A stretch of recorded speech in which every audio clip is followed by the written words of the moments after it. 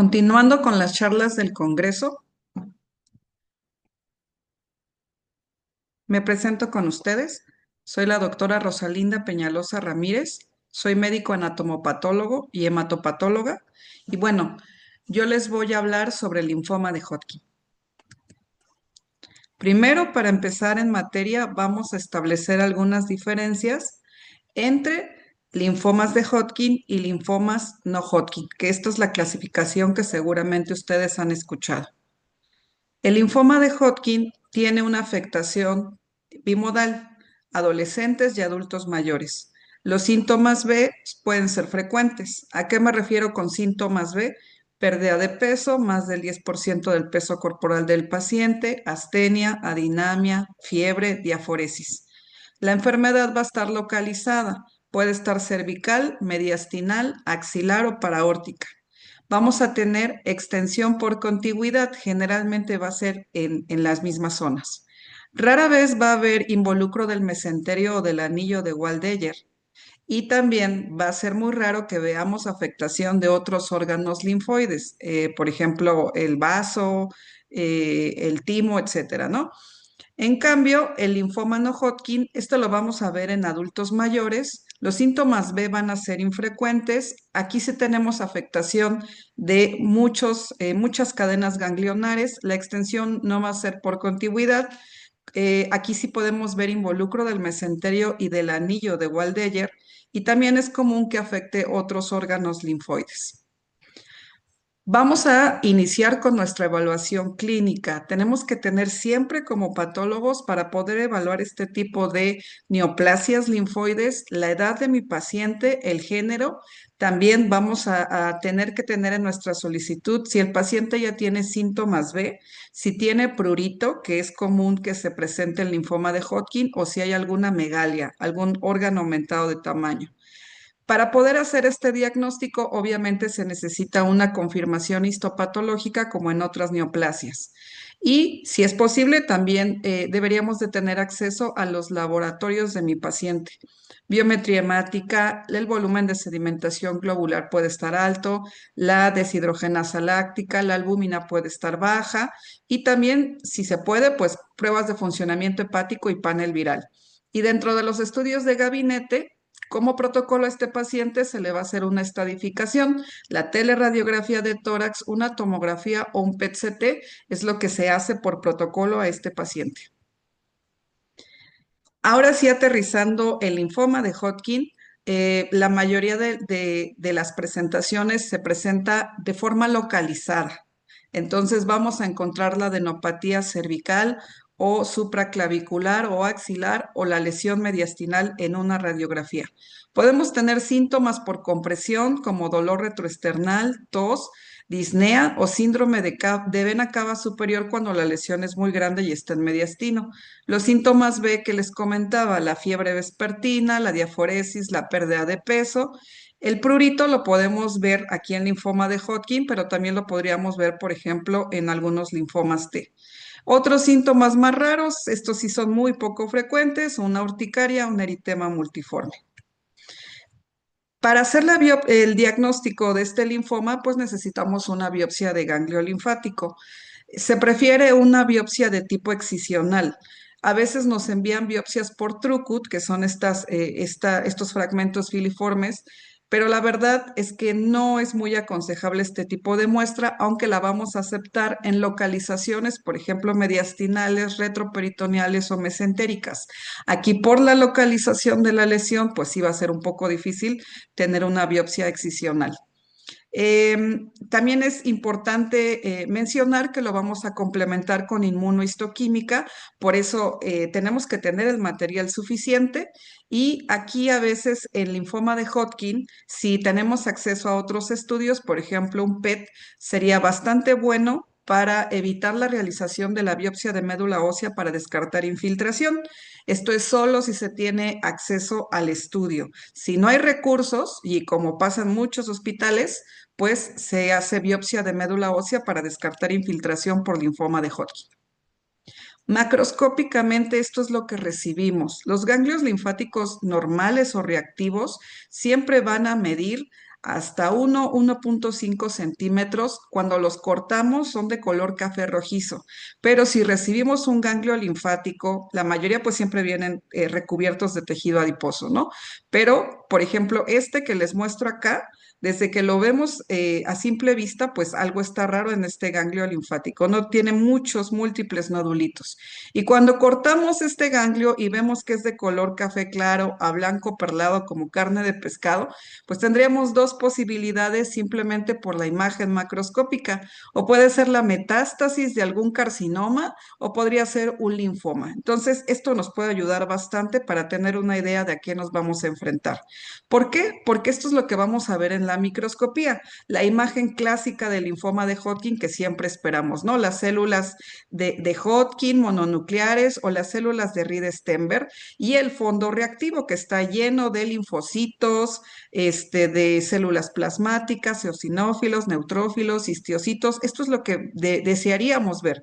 Pero, por ejemplo, pues en una biopsia tipo Trucut, pues a veces no nos va a llegar más que el fondo reactivo y podríamos tener errores. Entonces, por eso se aconseja que la biopsia sea excisional. Hablando del linfoma de Hodgkin clásico, sabemos que en esta neoplasia vamos a encontrar a la clásica célula de Reed-Sternberg. Es una célula grande, binucleada, con unos núcleos, con unos nucleolos muy prominentes, que es la clásica hojona que conocemos, ¿no? En ojito de búho, la hemos visto. Pero también tenemos a la célula de Hodgkin, que es esta célula grande que tiene un núcleo central y un nucleolo muy prominente. También tenemos, por ejemplo, las células momificadas, que estas tienen núcleos hipercromáticos y tienen cierta condensación, por eso se ven así. Y las células lacunares, estas tienen artificios en el citoplasma, por eso se ve así. También estas son células de Reed-Sternberg o células de Hodgkin que tienen este artificio. Nuestro libro de la OMS que usamos para muchas, muchas neoplasias, en el apartado de patología hematolinfoide nos dice, para linfoma de Hodgkin tenemos criterios esenciales y criterios deseables. Los criterios esenciales son la presentación ganglionar o mediastinal, la presencia de células de Reed-Sternberg con un microambiente reactivo. Por inmunohistoquímica, pues confirmar que estamos ante una célula de Reed-Sternberg con que son CD30 positivo, ya sabemos, marca tanto la membrana como el Golgi siempre. El PAC5 puede ser positivo débil y son células que son CD20 negativo. Criterios deseables por inmunohistoquímica de estas mismas células de Reed-Sternberg pueden ser CD15 positivas, CD45 negativas. Si, obviamente, si podemos ampliar más, pues podemos hacer OC2, BOP1 y obviamente demostrar la asociación con el virus de Epstein-Barr, pues sería importante. También es necesario mencionar que el linfoma de Hodgkin tiene ese microambiente reactivo. ¿Por qué? Porque este linfoma tiene la capacidad, las células tumorales tienen la capacidad de producir citocinas y quimiosinas. Eso hace que llame al resto de las células inflamatorias. Esto es muy interesante porque también puede llamar a los fibroblastos e inducir cierta fibrosis y pues nos daría también los síntomas que tenemos, ¿no? La fiebre, el malestar general, la astenia, dinamia, pues también son por esta producción. También hay otra cosa bien interesante con el linfoma de Hodgkin. Tiene la capacidad, bueno, que esto me lleva a la siguiente diapo, tiene la capacidad de la evasión inmunológica. ¿Por qué?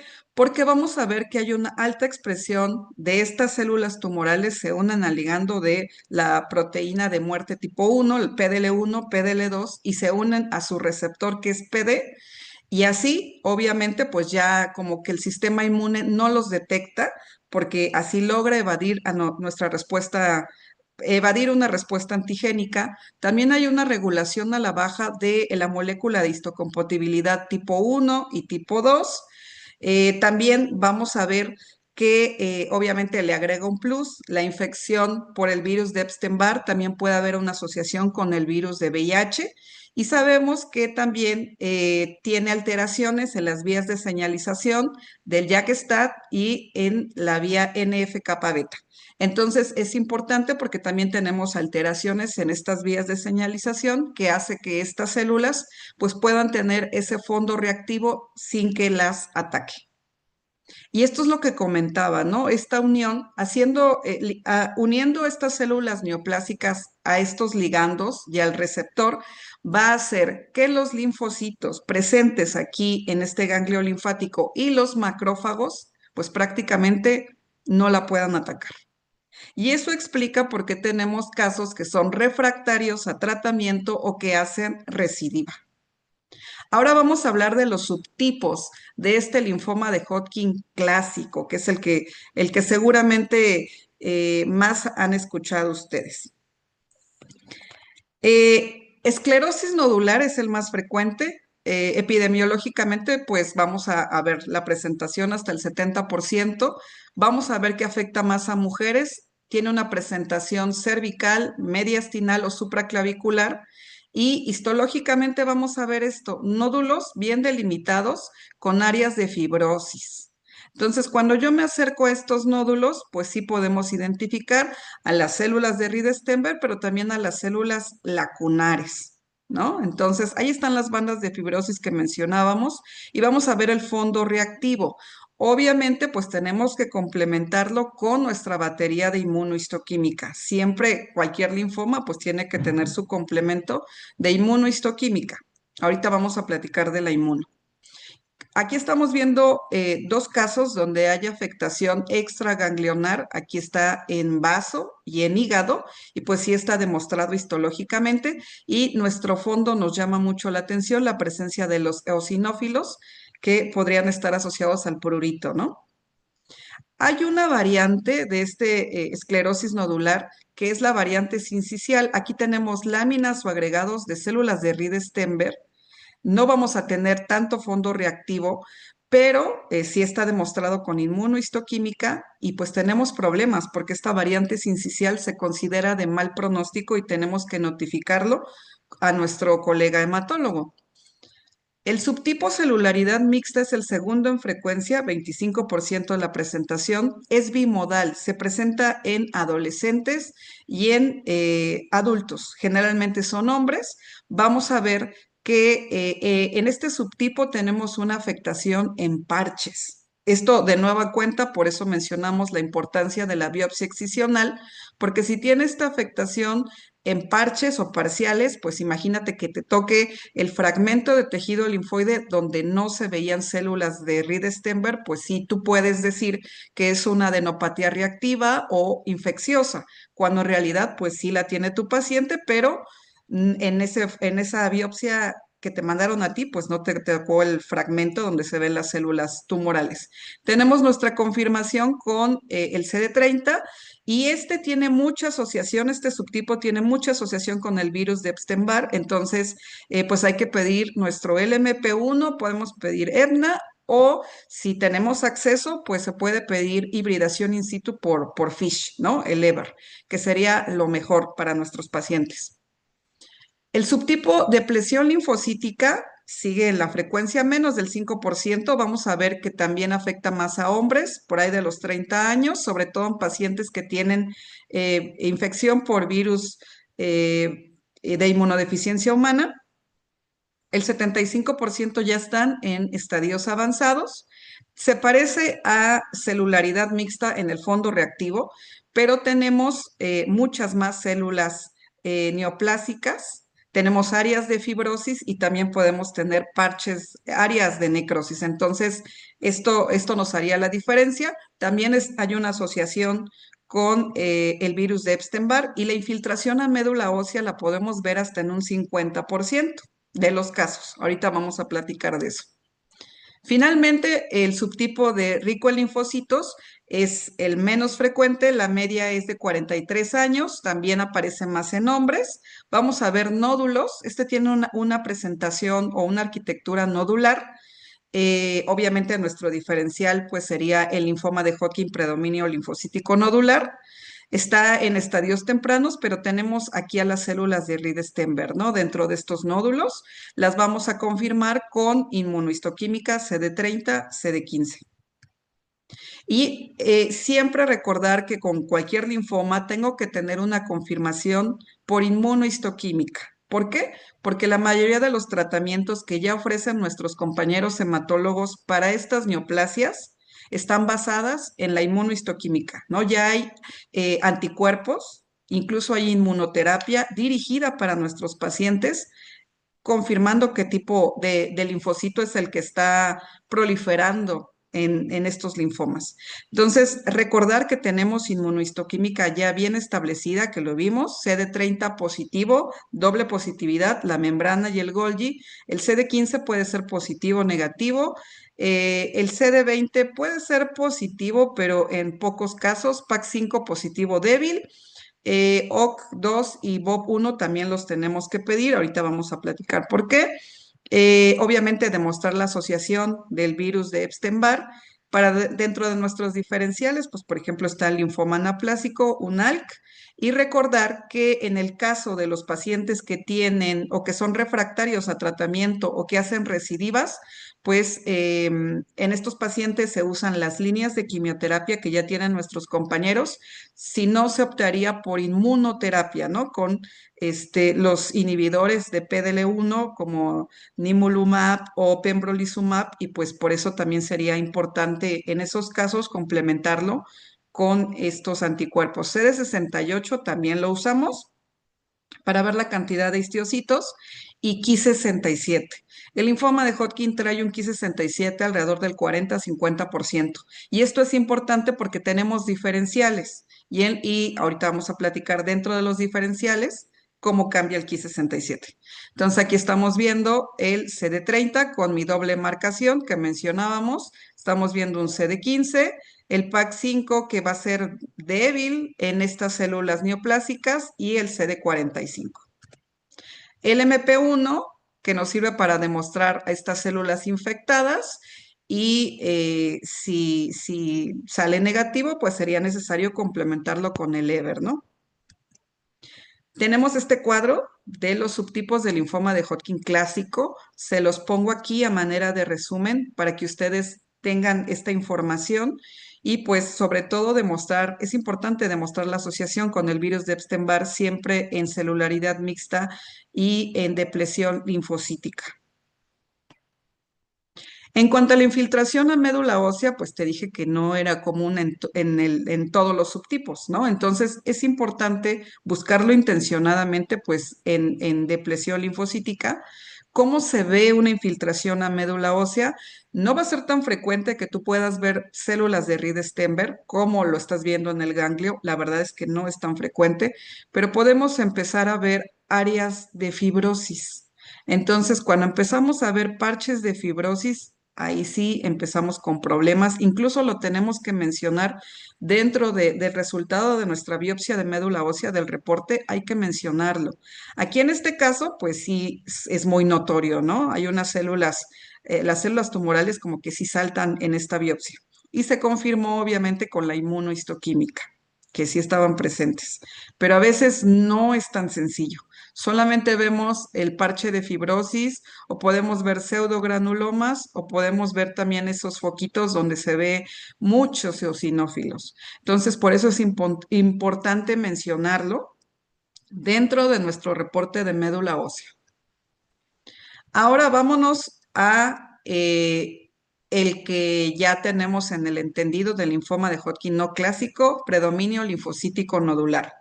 Es bien importante porque este linfoma ya está completamente separado. De hecho, ya para la siguiente edición ya va a salir fuera de aquí de la categoría de linfoma de Hodgkin. ¿Por qué?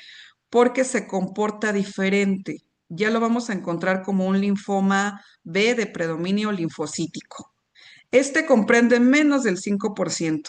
También tenemos criterios esenciales y criterios deseables. Dentro de los esenciales, pues está la arquitectura nodular, las células en palomita de maíz, el microambiente, que también es un poquito diferente, linfocitos T, linfocitos B, histiocitos y células dendríticas foliculares.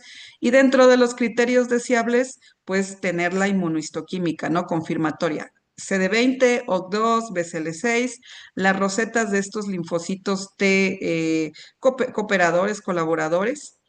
También hay que recordar que existen patrones dentro de esta neoplasia. Ahorita te voy a explicar por qué hay que mencionarlo en nuestro reporte. Y recordar que también es necesario hacer una biopsia excisional también en este linfoma. Ya quedamos que salvo algunas localizaciones donde es complejo tomar la muestra, siempre se prefiere biopsia excisional. Aquí con este linfoma, la mediana de edad es de 35 años, se comporta como una linfadenopatía cervical indolente, lo vamos a ver en estadios iniciales, afecta sobre todo a hombres, no tenemos tantos síntomas B, pero, por ejemplo, puede estar asociado histológicamente a una transformación progresiva de centros germinales e incluso algunos se pueden transformar a un linfoma difuso, a un linfoma de células grandes difuso o a un linfoma de células grandes B rico en linfocitos e histiocytos. Por eso es importante saber cuáles pueden tener esta transformación y por eso dieron los patrones arquitecturales que ahorita te voy a comentar. Aquí en esta imagen macroscópica, pues tenemos un ganglio linfático, ya quedamos, lo habíamos visto, es de color café claro y si te das cuenta tiene nodulitos. Entonces, cuando vemos nuestra microscopía, pues sí, estamos viendo de nueva cuenta los nodulitos y encontramos a las células de palomita de maíz y nuestra confirmación por inmunohistoquímica con el CD20.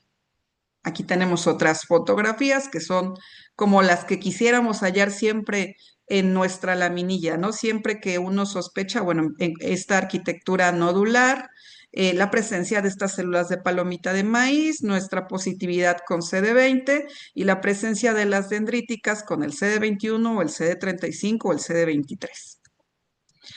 También vamos a encontrar rosetas de linfocitos, que son linfocitos T CD4.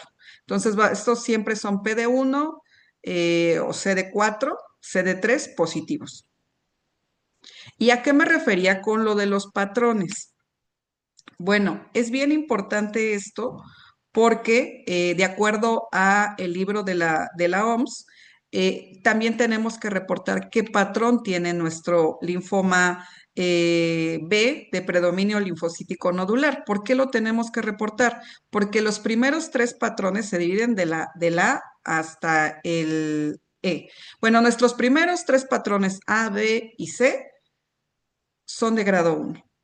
¿A qué me refiero? El patrón A es un patrón nodular clásico, el que esperamos siempre, donde vamos a ver por inmunohistoquímica que pues sí está hecho de linfocitos B. Después tenemos el patrón B, que es serpiginoso. Aquí tenemos nuestra confirmación igual con nuestro CD20. También vamos a ver en su mayoría linfocitos B. El patrón C, vamos a ver que hay algunas células de palomita de maíz extranodulares. También son CD20 positivas. Pero después nos vamos al patrón D, E y F, donde cambia un poquito la morfología. Estos tres patrones ya están dentro del grado 2.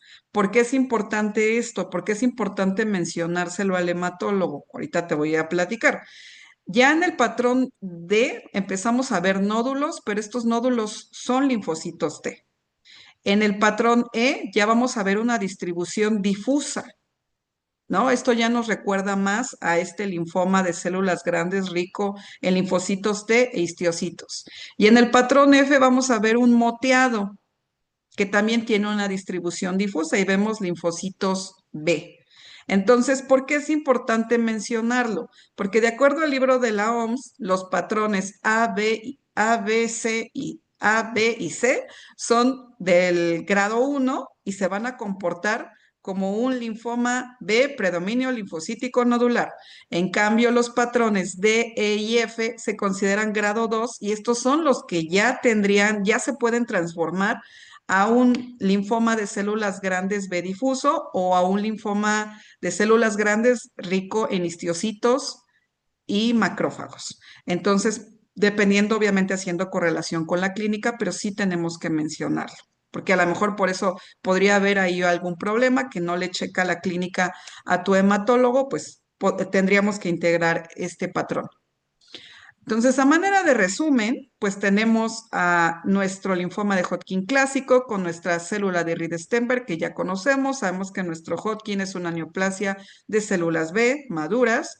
Y pues tenemos por inmunohistoquímica la definición, ¿no? Lo que nos ayuda a complementar este linfoma. En cambio, el linfoma de células B, predominio linfocítico nodular, donde encontramos a la célula en palomita de maíz, pues también encontramos que es un linfoma de células B, pero la inmuno es completamente diferente. ¿Qué pasaba en los casos refractarios que te mencioné? Del 5 al 10% de estos linfomas de Hodgkin son refractarios a tratamiento y hasta el 30% pueden tener una recaída después de que ya se inició el tratamiento de quimioterapia.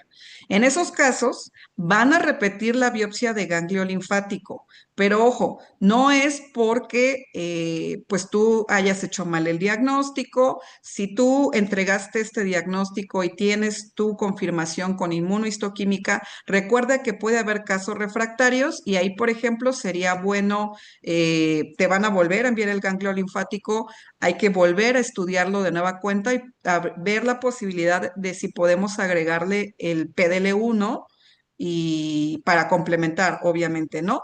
O si te faltó el Ki-67, pues también agregarlo. ¿Por qué? Porque tenemos diagnósticos diferenciales. Hace rato te platicaba que tenemos diagnósticos diferenciales y siempre hay que tomarlos en cuenta. Entonces, si no checa, tú ya diste un diagnóstico de linfoma de Hodgkin clásico, pero el comportamiento no es de un linfoma de Hodgkin clásico, entonces probablemente te van a enviar una nueva muestra o te van a solicitar una revisión. ¿Sale? Entonces, hay que considerar siempre nuestros diagnósticos diferenciales. Aquí los estamos viendo y pues son bastantes. Incluso tenemos entidades no neoplásicas como la mononucleosis infecciosa. Entonces, siempre hay que tener en consideración a todas estas entidades. Por ejemplo, si la lesión está en mediastino y es una mujer joven, pues en automático nuestro cerebro piensa en un linfoma de Hodgkin clásico, esclerosis nodular. Estoy de acuerdo, pero no sería el único. Por la localización, tendríamos que tener en cuenta al linfoma de la zona gris mediastinal, al linfoma primario mediastinal, y obviamente si fuera un adolescente, un niño, pues tendríamos que obviamente contemplar a la leucemia diagonal linfoma linfoblástico, ¿no? Sobre todo los T son los que más se presentan con esta localización mediastinal.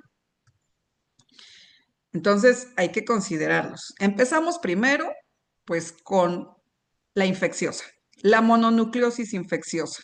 Sabemos que esta es una infección por el virus de Epstein-Barr, la vamos a ver mucho más en adolescentes. Tiene un periodo de incubación de 4 a 6 semanas, hay un periodo prodrómico donde hay malestar general, astenia, dinamia, mialgias.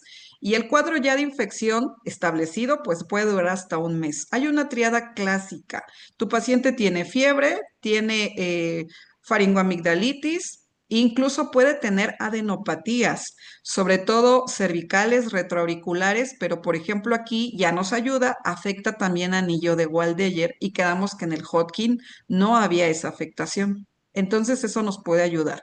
Este paciente adolescente también puede tener hepatomegalia, esplenomegalia y puede tener un exantema. Entonces eso nos puede ayudar muchísimo y obviamente por laboratorio pues se demuestra la presencia de estos linfocitos atípicos y pues se va a demostrar la presencia de virus de Epstein-Barr o de citomegalovirus que también nos puede hacer un cuadro muy similar a esta mononucleosis que causa virus de Epstein-Barr. ¿Por qué es importante saber de esta mononucleosis? Porque vamos a ver en la mononucleosis una hiperplasia paracortical. Y vamos a ver dentro de esta expansión de la paracorteza, podemos llegar a identificar inmunoblastos. Los inmunoblastos activados pueden ser muy similares a una célula de Reed-Sternberg. Entonces, es por eso que vamos a pedir nuestra inmunohistoquímica, ¿vale? También, obviamente, lo voy a tener que hacer ya teniendo toda la información, pues también vamos a ver muchos linfocitos CD8 dentro de nuestro fondo. Generalmente el linfoma de Hodgkin lo que más predomina son linfocitos T, CD4 y aquí vemos CD8. Y por inmunohistoquímica, pues estas células, estos inmunoblastos pueden ser CD30 positivos, pero también son CD20 y CD45. Esto nos ayuda, obviamente, al diferencial y hay que demostrar la presencia de Epstein-Barr. Esto es importante mencionarlo porque el libro de la OMS dice que el riesgo de presentar linfoma de Hodgkin después de que padeciste una mononucleosis infecciosa aumenta 2.55 veces más. Entonces, sí es importante saber si tuviste afectación por mononucleosis infecciosa dentro de la historia clínica de tu paciente. Como te mencioné, tenemos otros diferenciales. Aquí está el Hodgkin clásico, que ya platicamos de él, el linfoma de la zona gris mediastinal, que sería uno de nuestros diferenciales de esclerosis nodular, y el primario mediastinal. Ahorita vamos a platicar de cada uno de ellos para que te lleves más o menos una idea y puedas pensar o puedas pedir una inmunohistoquímica más variada para que puedas tomar en cuenta estos diferenciales. El linfoma primario mediastinal es un linfoma poco frecuente. Vamos a ver qué afecta más a mujeres entre los 20 y 35 años y aparece con una masa mediastinal, igual que el Hodgkin clásico. Tenemos síntomas B en el 20 a 30% de los casos. Aparece también una lesión con bandas de esclerosis, entonces he ahí la importancia. Incluso podemos ver unas células eh, atípicas, podríamos decir células Red Stenberg-like, ¿no? Y otras células más grandes. Estos son linfocitos B y tienen como una retracción. Entonces, eso nos puede ayudar bastante. También dentro de este fondo vamos a ver linfocitos T y vamos a ver histiocitos, pero la inmunohistoquímica es diferente. La inmunohistoquímica, por ejemplo, estas células neoplásicas B son CD20 positivas, CD79, BOP1, CD30 puede ser positivo, pero no vamos a tener la doble marcación y el MUM1 también puede ser positivo. El Ki67 aquí ya va a ser alto. Entonces, esto nos puede ayudar bastante. Por eso tenemos que pedirlo. Aquí estamos viendo el CD20 positivo en estas células neoplásicas. Aquí está el MUM1, el CD45 y el CD30. Si te das cuenta, pues no tiene la doble marcación que pedimos en Hodgkin. El linfoma de la zona gris mediastinal, este es muy interesante porque vemos características como que superpuestas entre un linfoma de Hodgkin clásico y un primario mediastinal. También tiene una presentación mediastinal. Son pacientes jóvenes, nuevamente mujeres. Entonces es ahí donde entramos en conflicto, ¿no? Porque a lo mejor, pues como está en mediastino y me mandan una biopsia Trucut, a lo mejor la biopsia Trucut tomó las áreas que son de Hodgkin y no las áreas del primario mediastinal. Entonces entraríamos en problemas. ¿Qué vamos a hacer? Bueno, vamos a pedir, obviamente vamos a observar bien este tejido y vamos a pedir inmunohistoquímica, ¿no? Van a ser CD45, CD20, CD15 y CD30. Y aquí es bien importante, obviamente, comentarlo con nuestro compañero hematólogo, porque la terapia va a ser combinada. Aquí estamos viendo por inmunohistoquímica el CD20, el CD79, el CD30 en las áreas que son de Hodgkin clásico y el CD45, pues que es negativo. También tenemos al linfoma de células grandes B difuso, virus de Epstein-Barr positivo. Este ya no es tan frecuente podríamos tenerlo en los pacientes adultos mayores, ¿no?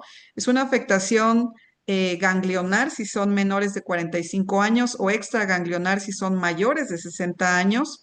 Vamos a tener pues células grandes. La inmunohistoquímica pues obviamente son de linaje B, CD20 positivo, MUM1 positivo, el CD30 pues no tiene la doble marcación, pero pues sí está asociado a virus de Epstein-Barr, entonces por eso entra dentro de nuestros diferenciales, sobre todo en pacientes adultos mayores. Aquí tenemos otro cuadro comparativo de linfoma de Hodgkin clásico, el primario mediastinal, el difuso de células grandes y el zona gris mediastinal. Entonces, esto nos puede ayudar bastante por inmunohistoquímica. Por eso una inmunohistoquímica de un linfoma de Hodgkin, sobre todo estos mediastinales, pues no lo vamos a hacer con CD30 y CD15 nada más, ¿verdad?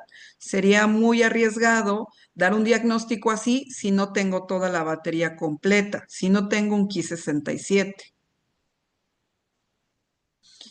Este linfoma de Hodgkin ya se ha estudiado obviamente en nuestro país. Les presento este estudio retrospectivo, descriptivo y observacional que hicieron mis compañeros del Centro Médico Nacional 20 de noviembre en unión con otros 10 hospitales de la República Mexicana, donde recabaron datos de pacientes durante 5 años. Juntaron 103 pacientes diagnosticados con linfoma de Hodgkin. Y estamos viendo las estadísticas. Ellos los dividieron por subtipo, los Hodgkin clásico por subtipo, únicamente abarcaron linfoma de Hodgkin clásico, entonces vieron que sí, efectivamente, como dice la literatura, pues esclerosis nodular fue el más frecuente, le siguió celularidad mixta y rico en linfocitos. La asociación con el virus de Epstein-Barr, pues igual a la reportada. Enfermedad Bulky, que son estas masas voluminosas, se vio más en esclerosis nodular y después en celularidad mixta. Los síntomas B que platicábamos, pues sí, estos pacientes tenían fiebre, diaforesis y una pérdida de peso, pues en una proporción importante. Y por inmunohistoquímica, pues estamos viendo la batería que se usó en estos pacientes, CD30, CD20, CD15. Recuerden que, por ejemplo, en celularidad mixta vimos una afectación parcial, entonces sí tenemos que demostrar que es parcial, obviamente pidiendo nuestro CD20, pues nuestro CD3, ¿no? Marcando siempre un marcador B y un marcador T. Para estadificación, pues se usa la clasificación de Lugano, que es la que se usa siempre, lo ocupan nuestros compañeros clínicos. Y ellos también ocupan esto, los factores pronósticos. Entonces ellos siempre toman en cuenta si hay una masa mediastinal, la edad del paciente, la histología, cómo están los laboratorios, si hay afectación ganglionar o extraganglionar, y en base a eso se obtienen criterios para saber cómo va a ser la evolución del paciente. Otros factores que nos pueden ayudar para saber cómo le va a ir a este paciente, pues la edad, si son mayores de 45 años, si es un estadio avanzado, si son hombres, cómo está el recuento de leucocitos, cómo está el recuento de linfocitos, cómo está la albúmina, cómo está la hemoglobina. Si juntamos estos factores que vemos acá, más de 5, la supervivencia libre de enfermedad es del 42%. Pero si no tiene ninguno de estos factores, la supervivencia libre de enfermedad se eleva hasta el 84%. Entonces, es importante tener en cuenta esto también, y de hecho ellos lo toman en cuenta para saber cómo le va a ir a su paciente. Los esquemas de tratamiento. Ya existen muchos esquemas de tratamiento. Por ejemplo, el más famoso pues es el ABD. El A es por doxorubicina, bleomicina, B por bleomicina, V por vimblastina y el D es por dacarbazina. Ese es el esquema más aceptado, que es este, ¿no? Entonces, cuando el paciente pues está en una etapa temprana, no tenemos factores de riesgo, se le dan los esquemas y se sigue con PET, ¿no? Para valorar si hay infiltración, como platicábamos hace rato. Si el paciente no está respondiendo, se valoran otros esquemas como BCOP, pero BCOP no es tan usado en nuestro país porque pues falta un agente de quimioterapia. Entonces, también se usa radioterapia y como comentábamos, ¿no? Hace ratito, la importancia de ver si en la neoplasia se expresa a PDL1, PDL2 o PD1, ¿no? También ya se está usando anivolumab y a pembrolizumab dentro de la inmunoterapia para estos pacientes. Por eso es importante también, si tengo acceso, pues complementarlo. Aquí tenemos un caso compartido por un compañero hematólogo y pues sí estamos viendo un paciente tratado con un esquema Después de 2 ciclos, pues la respuesta es impresionante, ¿no? Tiene ahí su PET interino este paciente y pues la respuesta es bastante buena, que es lo que quisiéramos ver en todos nuestros pacientes. Finalmente, te dejo de lectura 3 artículos que me parecieron bastante interesantes. Este es el primero. Esta guía, siempre cada año la emiten. Esta es la guía del 2025. Yo tengo acceso a la guía. Si tú la quieres, te la puedo compartir sin problema, donde nos habla de Hodgkin en cuanto a diagnóstico, estratificación y manejo. Énfasis en lo que ya sabíamos, la distribución bimodal, la asociación con el virus de Epstein-Barr y con VIH, la expresión de estas células o la unión con estos ligandos de estas células tumorales y la asociación con virus de Epstein-Barr. Generalmente lo vamos a ver en una etapa avanzada, afectación extraganglionar y un pronóstico mucho más pobre. Este otro artículo, que también lo tengo, bastante interesante, nos habla de algunas variantes morfológicas, que esto nos ayudaría, por ejemplo, ahorita que estábamos hablando en celularidad mixta, que la afectación era en parches, pues podría corresponder a una presentación interfolicular. Incluso también en el linfoma de Hodgkin clásico podemos ver algunos granulomas, ¿no? Que eso también se describe dentro de la morfología y lo describe bastante bien estos 2 hematopatólogos que son de Estados Unidos. Bastante bueno este artículo, igual si tú lo quieres, te lo puedo compartir sin ningún problema. Y este último es lo que platicábamos respecto a la inmunoterapia.